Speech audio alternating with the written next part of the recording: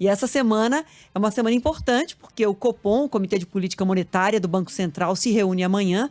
Até quarta-feira toma uma decisão, mais uma vez, sobre o que deve acontecer com os juros.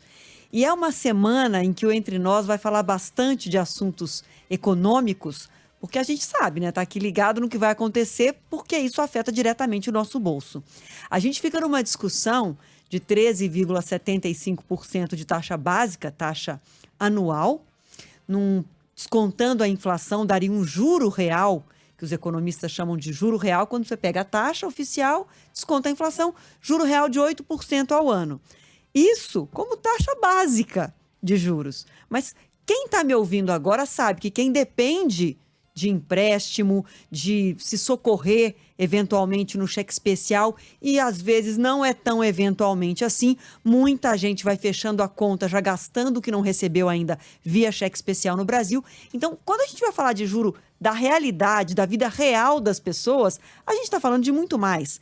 Mesmo com aquela lei que limitou a taxa do juro do cheque especial a 8% ao mês, isso significa 150% ao ano.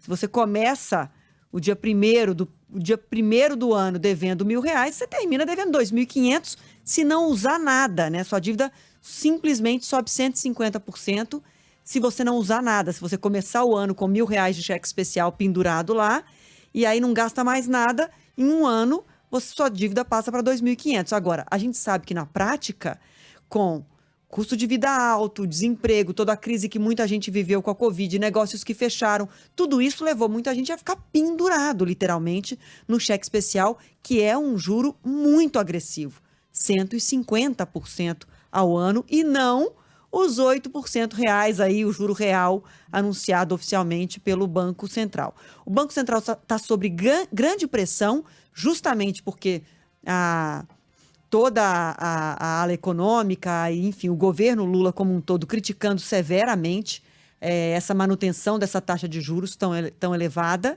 Hoje, o vice-presidente Geraldo Alckmin voltou a falar do assunto.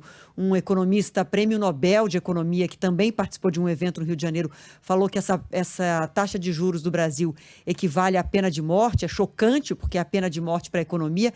Então, o Banco Central, sob muita pressão para essa reunião dessa semana, mas, ao mesmo tempo, a gente não vê no horizonte uma indicação de inflação cedendo. Ou seja, a inflação não cedeu, o governo brasileiro ainda não apresentou as novas regras fiscais para dar uma sinalização de como vai controlar os gastos no país.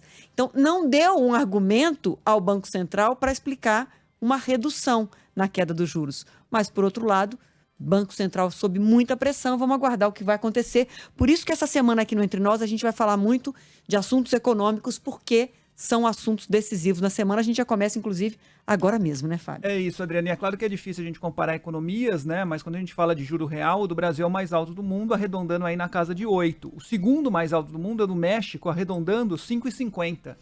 Que é uma diferença grande. Chile, 4,70, terceiro nessa escala de juro real alto. Então, só para o ouvinte ter uma ideia que a diferença realmente é muito grande para os países que aparecem logo atrás nessa lista. E quando a gente pensa no nível de endividamento das famílias brasileiras, né, mais de 70% das famílias endividadas, então a gente vê o estrago que uma taxa de juros tão alta provoca na vida de todo mundo.